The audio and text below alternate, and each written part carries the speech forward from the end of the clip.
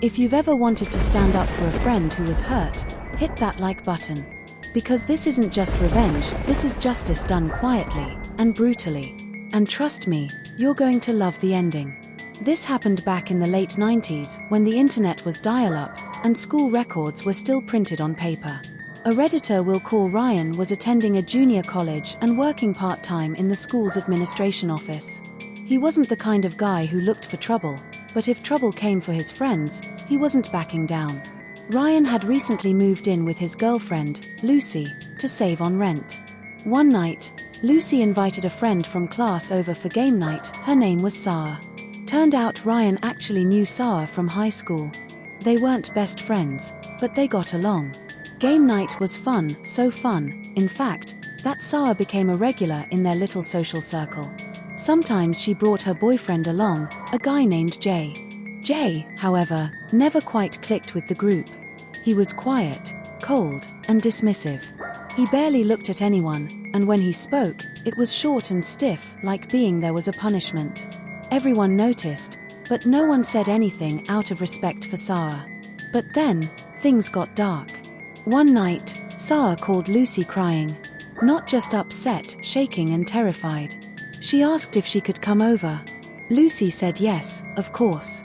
When Sarah arrived, her story poured out. Jay had been accusing her of cheating. Not just once, constantly. And it didn't matter who he thought she was cheating with, Ryan, Lucy, or someone else, none of it was true. The night before, during one of these paranoid meltdowns, Jay screamed at her. Called her awful names. And when she tried to leave, he shoved her hard, so hard she tripped over a coffee table and slammed onto the floor. She showed Lucy the bruise, a deep purple mark across her lower back.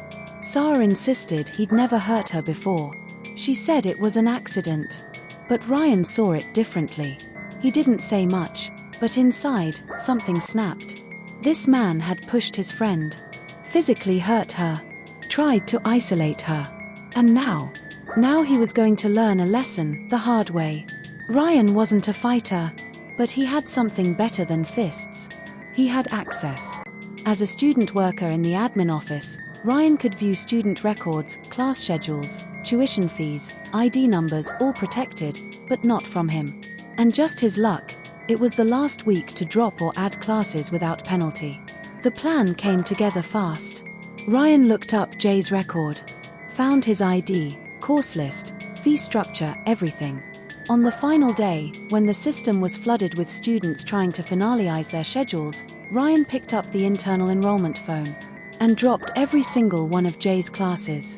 Then, to really twist the knife, he enrolled Jay in every course that had a special fee attached. Art classes, lab classes, performance classes.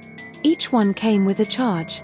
At that college, if you owed fees, you couldn't get your transcripts. And if you weren't enrolled in enough credit hours, and you were a foreign student like Jay, you could lose your visa. That wasn't just inconvenience. That was game over. Ryan said nothing. He never logged in to check again. He never told anyone what he'd done. But fate had a way of letting him know it worked. A few days later, Sarah told Lucy what happened in English class. Jay showed up, as usual, but something was off. There was a new student standing in the room, no chair left. The teacher looked confused.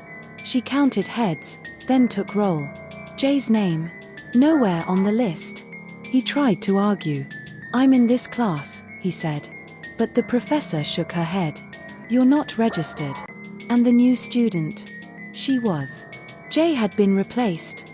Sarah never saw him in that class again. Later, Ryan quietly checked the system. All the fee-heavy classes were gone. But Jay wasn't enrolled in anything else either. Did he get kicked out of school? Lose his visa? Get sent back? Ryan never knew for sure. And honestly, he didn't need to. Because Jay disappeared from campus, from class, from Sarah's life. Exactly as Ryan had planned. Sometimes revenge doesn't need yelling. It doesn't need fists. Sometimes, the most powerful justice is done in silence by someone who knows exactly where to cut. And when you hurt someone's friend, that cut runs deep. If this story gave you chills, hit that like button and let me know in the comments. What's the most satisfying revenge you've ever seen? Make sure to subscribe for more real-life karma stories like this one. Because sometimes, the quiet ones are the most dangerous.